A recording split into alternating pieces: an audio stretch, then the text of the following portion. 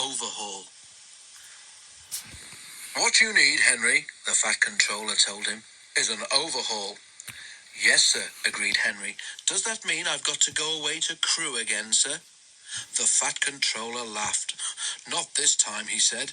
You won't believe this, Henry, but nowadays the people at Crewe couldn't do the work you need. Henry stared, and the Fat Controller laughed again.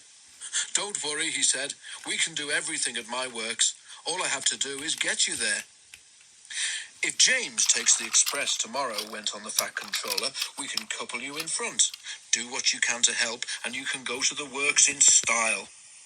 Henry told James that night. Help me, James snorted. I don't need help. I can pull the express by myself, thank you. Overhaul indeed. 2 engines on one train is an overhaul, if you ask me. But the Fat Controller had already made the arrangements, so there was nothing James could do about it. Next morning, James backed onto the coaches in the big station. Henry followed and was coupled in front. James was not in the best of tempers, but when the Fat Controller came to see them off, James tried not to show how cross he was. Good luck, Henry, said the Fat Controller. The people at the works know what to do, so you won't be there too long. James and Bear will take turns with the express when Gordon is busy.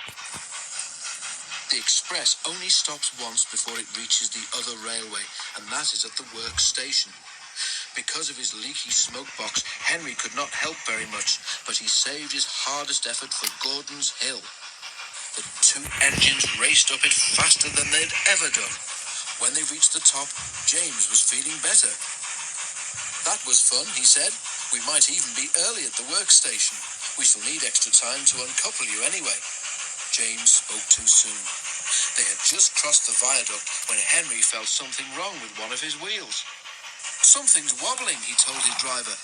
Just then they both heard a cracking noise. Ouch! Exclaimed Henry. Whatever it is, I think it's broken. They were passing a station. Something hit the platform and a brick flew past Henry's cab. It bounced off James's boiler and disappeared. Ow! Exclaimed James. Henry might need mending, but he needn't throw his broken bits at me. Just then, James and his driver heard Henry whistling to warn them that he wanted to stop. More bits and pieces flashed by, some hitting the carriages. Using the brakes skillfully, the drivers stopped the train. Then, while the guard made sure that the train was protected behind, James's driver went to see if any passengers had been hurt by the flying debris. No one had, but one of the carriage windows was broken. Henry's crew inspected his wheel. The trouble was not hard to find. Your wheel has a steel rim called a tyre, Henry's fireman told him. It has broken and come off. It's a miracle it didn't do more damage.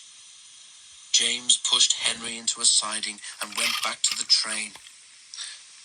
An overhaul, is it? Grinned James as he passed. It sounds as if you need retiring, you poor old thing.